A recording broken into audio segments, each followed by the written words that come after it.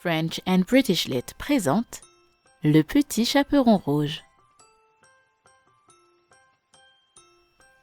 Il était une fois une petite fille de village, la plus jolie qu'on eût su voir.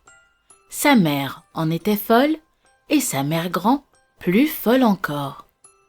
Cette bonne femme lui fit faire un petit chaperon rouge qui lui seyait si bien que partout on l'appelait le petit chaperon rouge. Un jour, sa mère ayant cuit et fait des galettes lui dit « Va voir comme se porte ta mère grand, car on m'a dit qu'elle était malade. Porte-lui une galette et ce petit pot de beurre. » Le petit chaperon rouge partit aussitôt pour aller chez sa mère grand qui demeurait dans un autre village. En passant dans un bois, elle rencontra compère le loup qui eut bien envie de la manger. Mais il n'osa, à cause de quelques bûcherons qui étaient dans la forêt. Il lui demanda où elle allait. La pauvre enfant, qui ne savait pas qu'il est dangereux de s'arrêter à écouter un loup, lui dit « Je vais voir ma mère grand et lui porter une galette avec un petit pot de beurre que ma mère lui envoie. » « Demeure-t-elle bien loin ?» lui dit le loup. « Oh oui, » dit le petit chaperon rouge. « C'est par-delà le moulin que vous voyez tout là-bas, à la première maison du village. »« Eh bien, » dit le loup, « je veux l'aller voir aussi. Je m'y en vais par ce chemin-ci et toi par ce chemin-là. Et nous verrons à qui plus tôt il sera. »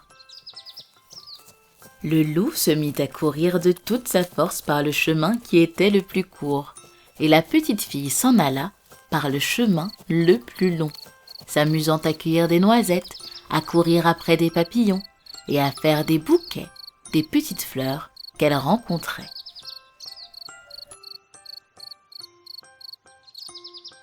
Le loup ne fut pas longtemps à arriver à la maison de la mère grand. Il heurte. « Qui est là ?»« C'est votre fille, le petit chaperon rouge, » dit le loup en contrefaisant sa voix, « qui vous apporte une galette et un petit pot de beurre que ma mère vous envoie. » La bonne mère grand, qui était dans son lit, à cause qu'elle se trouvait un peu mal, lui cria « Tire la chevillette et la bobinette, chara. » Le loup tira la chevillette et la porte s'ouvrit. Il se jeta sur la bonne femme et la dévora en moins de rien, car il y avait plus de 3 jours qu'il n'avait pas mangé. Ensuite, il ferma la porte et s'alla coucher dans le lit de la mère grand, en attendant le petit chaperon rouge qui, quelque temps après, vint heurter à la porte. « Qui est là ?» Le petit chaperon rouge, qui entendit la grosse voix du loup, eut peur d'abord. Mais croyant que sa mère grand était enrhumée, répondit « C'est votre fille, le petit chaperon rouge, qui vous apporte une galette et un petit pot de beurre que ma mère vous envoie. » Le loup lui cria, en adoucissant un peu sa voix, « Tire la chevillette et la bobinette, cher rat. » Le petit chaperon rouge tira la chevillette et la porte s'ouvrit.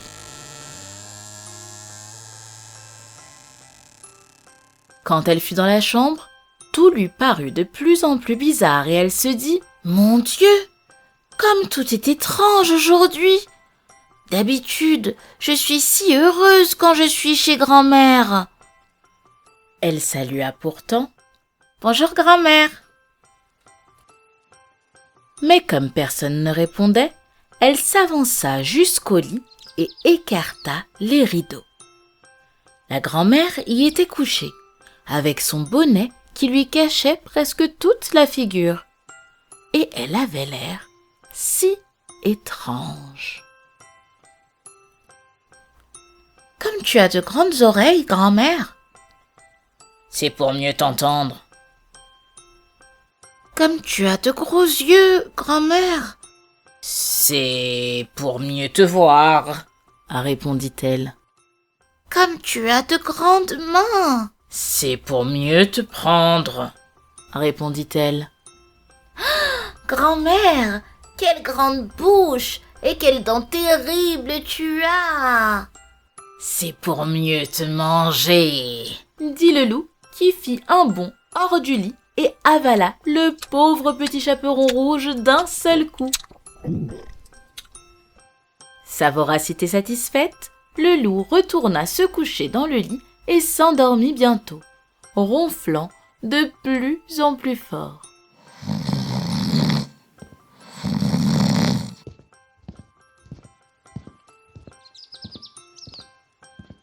Le chasseur qui passait devant la maison l'entendit et pensa « Qu'a donc la vieille femme à ronfler si fort ?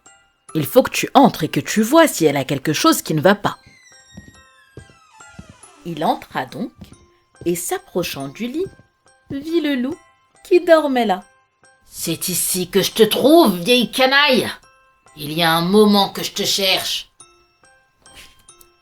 Et il allait épauler son fusil quand tout à coup, l'idée lui vint que le loup avait peut-être mangé la grand-mère et qu'il pouvait être encore temps de la sauver.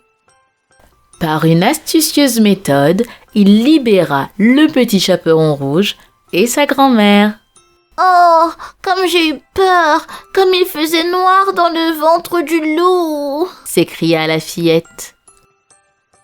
Le petit chaperon rouge se hâta ensuite de chercher de grosses pierres à fourrer dans le ventre du loup. Quand celui-ci se réveilla, il voulut bondir, mais les pierres pesaient si lourd qu'il s'affala au sol. Tous les trois étaient bien contents. Le chasseur rentra chez lui, la grand-mère mangea sa galette et le petit chaperon rouge se jura que plus jamais de sa vie, elle ne quitterait le chemin pour courir dans les bois. Si cette histoire vous a plu, je vous invite à nous suivre sur votre plateforme de podcast favorite et à nous rejoindre sur Instagram @FrenchAndBritishLit.